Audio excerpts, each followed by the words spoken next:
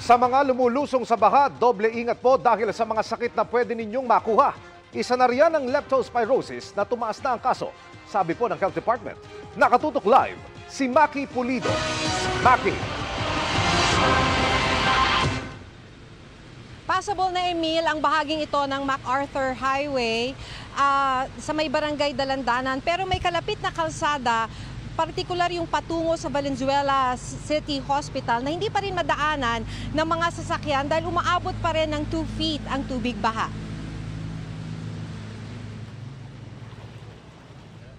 Umabot na sa mahigit 1,000 ang inilika sa 13 evacuation center ng Valenzuela City. Para makasiguro, pinapayuhan sila ng City Hall na manatili muna. Pero si Candy Gerubin, gustuhin mang makauwi na, hindi pa magagawa. Nag-collapse ang ikalawang palapag ng kanilang bahay kahapon. Paisa-isa, ganun. Katulad po kahapon, nagbilihan na lang ako ng kahit paano, may sinawad naman po sa trabaho, mga ilang araw. Yun po yung pinambili muna ng kahoy. Sa MacArthur Highway, may bahagi sa barangay Dalandanan na aabot ng 10 pulgada ang lalim ng baha, kaya mabagal ang daloy ng trapiko. Mas hirap ang mga kailangang maglakad. Hirap silang malaman kung ano ang tatapakan habang hinahampas ng alon dahil sa pagdaan ng mga sasakyan. Magkakuha po ng sakit, tapos baka po madulas. Tapos may ginagawa pa po kasing mga kanal, kaya baka po may butas. Automatic na, sabi nga ng mga taga rito, ang pagbaha sa bahaging ito ng MacArthur Highway. Mas matagal lang ang paghupa ngayon dahil sa halos sunod-sunod na pagbuhos ng malakas na ulan. Baha rin sa mga kalapit na kalsada. Pinakamalalim ang aabot sa 24 na pulgadang baha sa G. Lazaro Street na daraanan para marating ang Valenzuela City Hospital.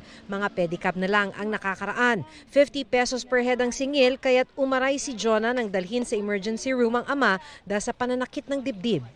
Natatakot ako baka madulas yung tatay ko kasi po mahina po maglakad yun eh. May mga negosyong hirap na rin, tulad ng restaurant na ito na pinasok ng tubig kaya't swerte ng makaisang customer. Mahina po yung tindahan namin.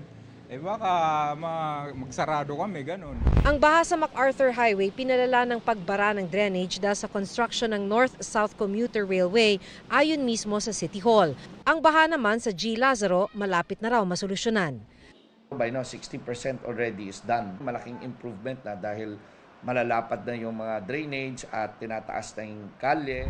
Sa gitna ng kabi-kabilang baha sa buong bansa, pinangangambahang madaragdagan pa ang bilang ng leptospirosis sa bansa na nasa higit 2,000 na bago pa man mabuo ang bagyong Egay at Falcon. Tumaas ng 42% ang huling tala ng Department of Health o DOH kumpara sa naunang 2 linggo. 225 na ang patay sa leptospirosis. Balik dito sa Valenzuela City, Emil, buong araw naman nating nakita yung mga libreng sakay para marating yung mga bahang lugar. Nakapost daw sa Facebook page ng Valenzuela City LGU ang drop-off at pick-up points nitong mga libreng sakay. Emil? Maraming salamat, Maki Pulido. Good news mga kapuso! Maaari niyong mapanood ang 24 oras at iba pa naming mga newscast sa aming YouTube channel. I-click lang ang subscribe button na lalabas sa screen. Sa mga kapuso abroad, maaari niyo kaming masubaybayan sa GMA Pinoy TV at sa www.gmanews.tv.